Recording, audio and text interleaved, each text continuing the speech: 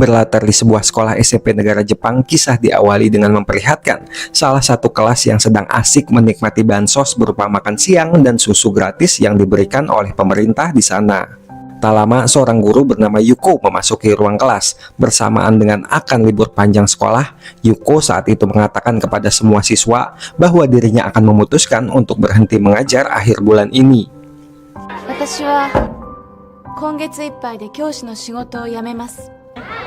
私にはよくわかりません。 Saat itu, Yuko bercerita tentang kisah hidupnya. Sebelum menjadi guru, ia pernah memiliki seorang kekasih bernama Sakura Mia, seorang dokter sekaligus penulis buku yang cukup terkenal di sana. 桜宮正義先生を知ってる人はしつこいの。先生もですね。昨年余命数ヶ月の宣告を受け Kala itu saat akan memutuskan untuk menikah, rupanya sang dokter harus menerima takdir lain di mana si dokter harus divonis positif terkena virus HIV setelah kembali dari luar negeri. Sehingga Yuko dan si dokter pun sepakat untuk membatalkan pernikahan mereka. 彼は健康診断で HIV に感染している。外国での自暴自棄な生活が原因でしたが HIV はセックスすれば必ず感染するわけではありません。 Saat itu Yuko juga bercerita tentang dirinya yang hamil duluan oleh si dokter, sehingga ia pun harus merawat dan membesarkan anaknya yang bernama Manami, yang karena tetap harus bayar BPJS, asuransi, token listrik, beras dan sebagainya, Yuko kemudian memutuskan untuk bekerja menjadi guru di sana. 子供は産み、でも結婚はしない。それが彼の判断で。まなみが1歳になって私は仕事にも復帰しました。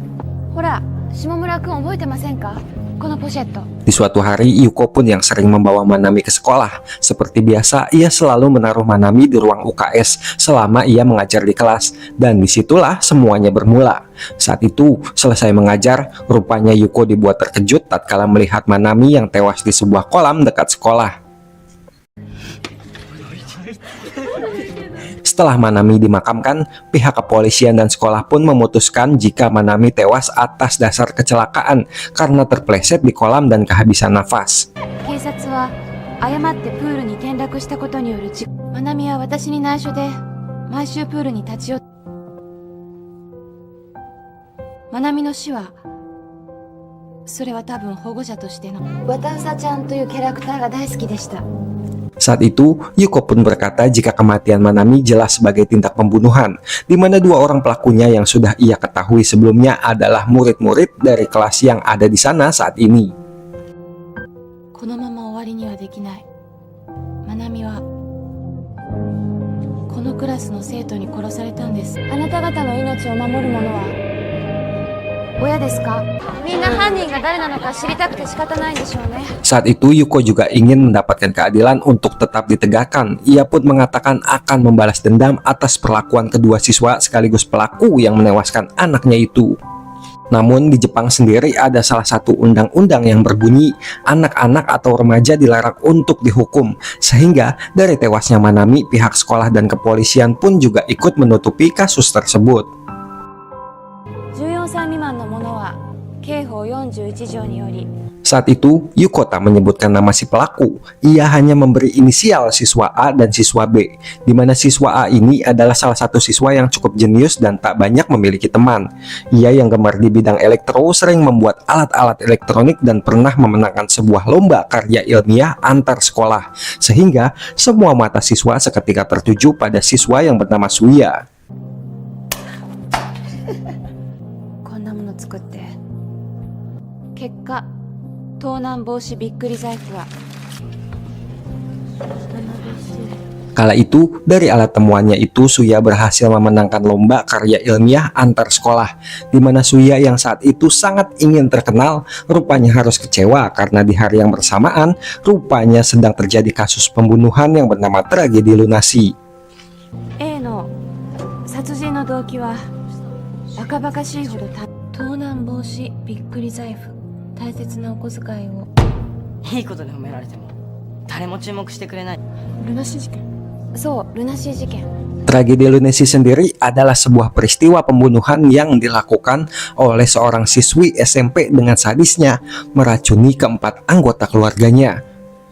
Alih-alih Suya berhasil terkenal karena telah memenangkan lomba karya ilmiah se-Jepang, rupanya Suya harus menjadi kecewa karena tragedi lunasi tersebut membuat perhatian media dan pemerintah teralihkan. Sehingga, apa gunanya ia memenangkan lomba kalau nggak berhasil terkenal? Yuko sendiri pernah mendatangi Suya untuk meminta pertanggungjawaban Suya. Namun, bukannya merasa takut atau malu lah seenggaknya karena udah ketahuan melakukan tindakan kriminal. Suya malah seolah mengejek Yuko dengan candaannya yang tak lucu itu. なんてちっともすごくないのになんてね。 Kali ini, Yuko kemudian menjelaskan pelaku kedua berinisial siswa B yang telah menewaskan Manami, anak kandungnya itu. Siswa B ini adalah siswa yang cukup pendiam, di mana sang ibu dari siswa ini sangat ingin siswa ini menjadi seorang atlet olahraga. Namun dengan fisiknya yang tidak mumpuni dan sering sakit-sakitan, sehingga siswa B ini menjadi sering bolos ke tempat permainan game. Sehingga tanpa Yuko menyebutkan namanya kembali, di mana semua siswa di dalam kelas langsung tertuju kepada seorang siswa bernama Naoki. Yuko sendiri pernah mendatangi rumah Naoki, di mana Yuko pun menceritakan kelakuan Naoki yang sering bolos kepada ibunya. Kala itu, Yuko juga membahas tewasnya Manami yang salah satu pelakunya adalah Naoki. Namun justru, Yuko malah mendapatkan jawaban yang mengecewakan, seolah ibu Naoki tak terlalu memperdulikan kematian Manami. かわいそうに。何度もそう言いました。 Karena tak berhasil menjadi orang terkenal, Suya kemudian mengajak Naoki untuk membuatnya menjadi terkenal. Dengan alat dompet kejut yang ia buat, Suya kemudian mengajak Naoki untuk membunuh seseorang agar menjadi terkenal. Awalnya, sempat Naoki menyarankan Suya untuk menjadikan Yuko sebagai targetnya. Namun, dirasa Yuko telah mengetahui alatnya itu, Suya pun kemudian menolak saran dari Naoki. Sehingga, kemudian Naoki pun menyarankan Suya kembali untuk menjadikan Manami yang tak lain seorang anak kecil sebagai target mereka.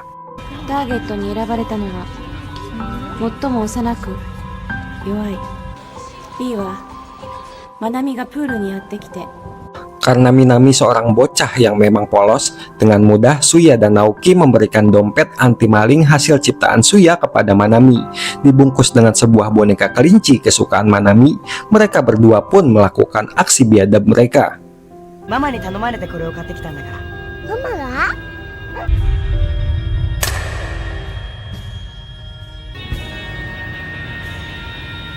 Setelah Suya kabur, Naoki kemudian terpikirkan sebuah ide singkat untuk membuang tubuh Manami ke kolam, seolah Manami memang tewas karena terpleset dan tenggelam.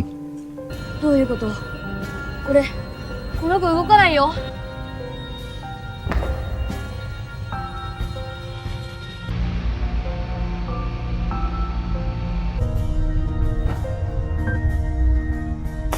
Karena alasan undang-undang yang membuat remaja di sana seolah kebal hukum, Yuko pun merasa seolah tak mendapatkan keadilan atas tewasnya Manami oleh Suya dan Naoki. Sehingga di saat itu pun ia mengatakan bahwa ia telah mencampurkan sampel darah sang kekasih yang tak lain sudah terpapar virus HIV ke setiap kotak susu masing-masing pelaku yang telah membunuh Manami.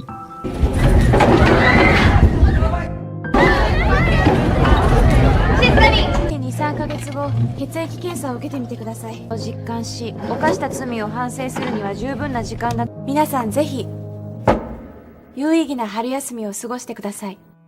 Singkat cerita, setelah libur sekolah selesai, seluruh siswa pun kembali ke sekolah, di mana tak lama Yuko yang berhenti mengajar kemudian digantikan oleh guru baru bernama Samsul. Sementara itu, Naoki sendiri menjadi sering tak masuk kelas dengan alasan sakit flu setelah mengetahui jika susu kotak yang ia minum sebelumnya telah dicampurkan oleh virus HIV. Namun justru yang membuat heran saat itu adalah Suya yang masih masuk kelas seolah tak merasa malu atau takutlah gitu, seenggaknya atas apa yang ia lakukan sebelumnya. Setelah sekolah bubar, hari itu Samsul pun mengajak ketua kelas yang bernama Mizuki untuk menjenguk Naoki di rumahnya. Hingga setibanya di rumah Naoki, sang ibu justru malah mengajak Samsul untuk menjelek-jelekan Yuko. 先生みたいに熱意のある方が担任だったら直樹も心の病にならないですね。直くん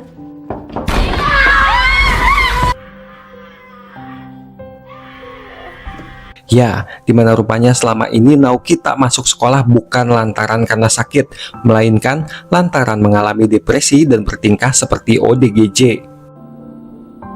昼食に睡眠薬を入れた。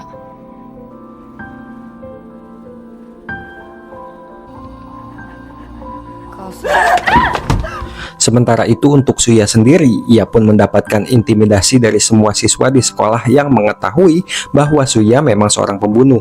Bahkan semakin hari Suya pun semakin mendapatkan perlakuan